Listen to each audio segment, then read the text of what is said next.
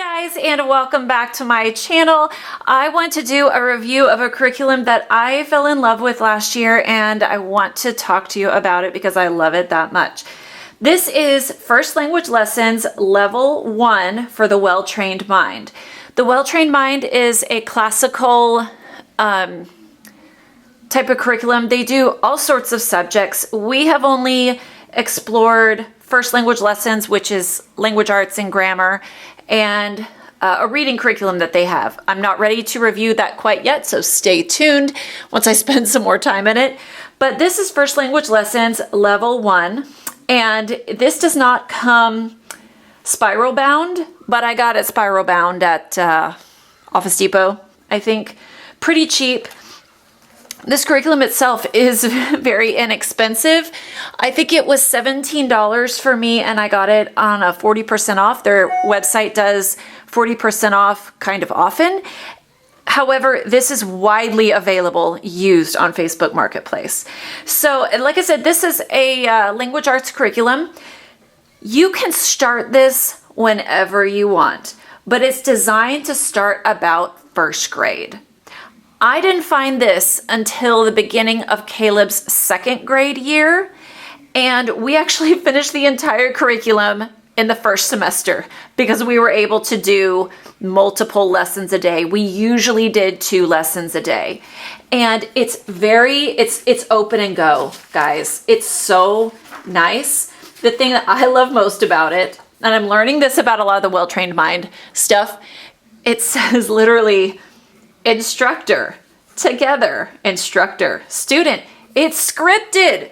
It's scripted. And to me, that is a beautiful, beautiful thing. I'm going to try to zoom in here a little bit and show you just kind of what the scripting looks like. It's very, very straightforward.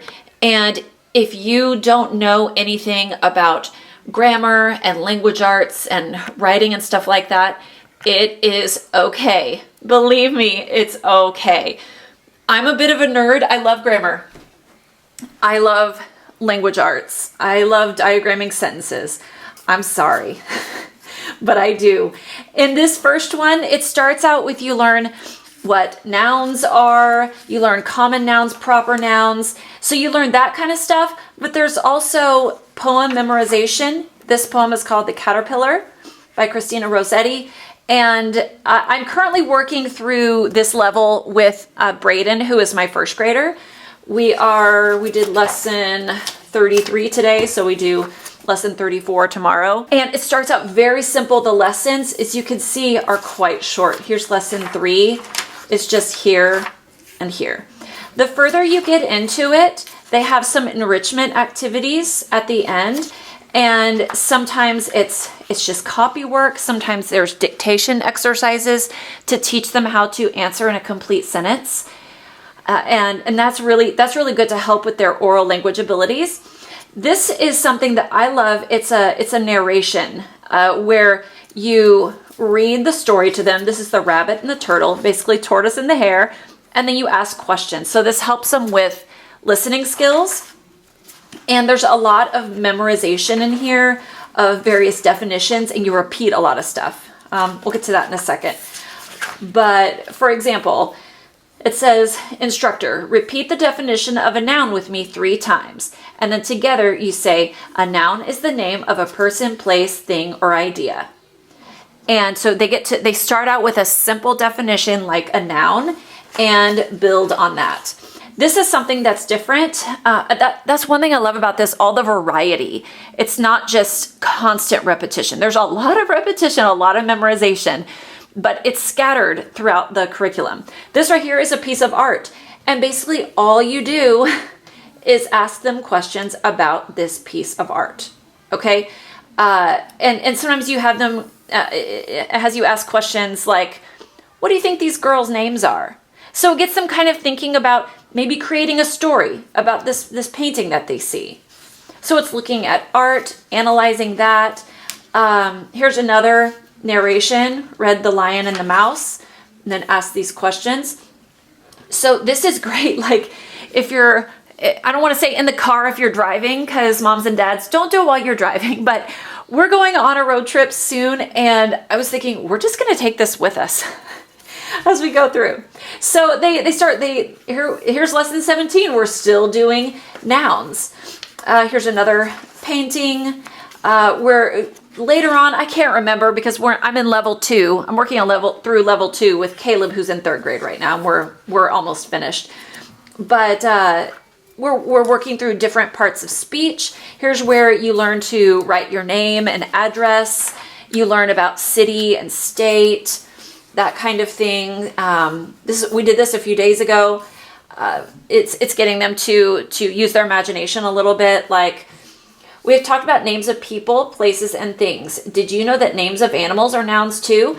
And it's talking about some names of animals would be like goldfish, sharks, birds, whatever. But what is the name of a special, like, fish? If you have a fish that is a pet, it has a proper name, Goldie or whatever. So it's talking about common nouns versus proper nouns. So we spend a lot of time with that. And I believe later on, we get into different types of verbs. But yeah, here's lesson 67. We're still reviewing a noun. This is why I was able to work through this whole curriculum in one semester with my 2nd grader last year. So I just wanted to say that, this is 100 lessons or 99 lessons. It's 100 lessons. I would highly, highly recommend this curriculum. If you're not really sure, even if you do like grammar and language arts, but if you're not sure exactly how to teach it, how to get concepts across and get these concepts to stick, this is such a great option.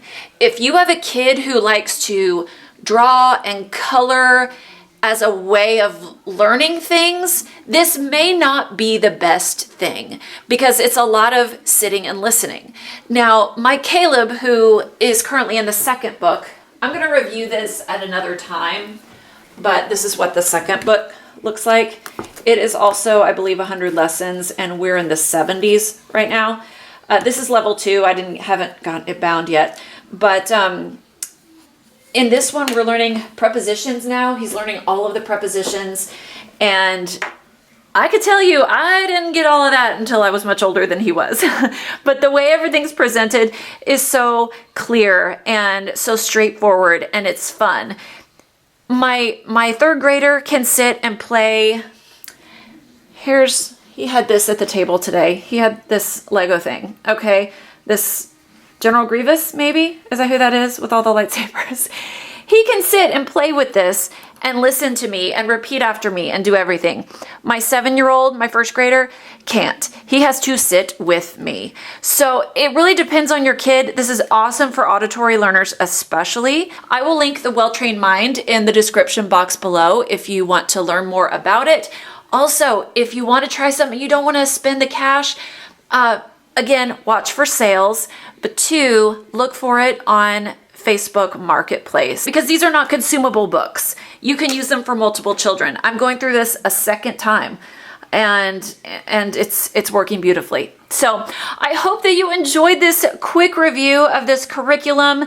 I know it's easy to kind of skip over some of this grammar and stuff and just concentrate on all of the reading and all of the handwriting and everything and not teach what a sentence is made of. And this is so, so, so important to get when they are young. So if you enjoyed this video, be sure to give me a thumbs up. And if you're new here, please be sure to hit that red subscribe button. And of course, leave a comment if you've used this or if you have any tips for other people. Just go ahead and leave that in the comment section. Thank you so much for watching and have a great day. Bye.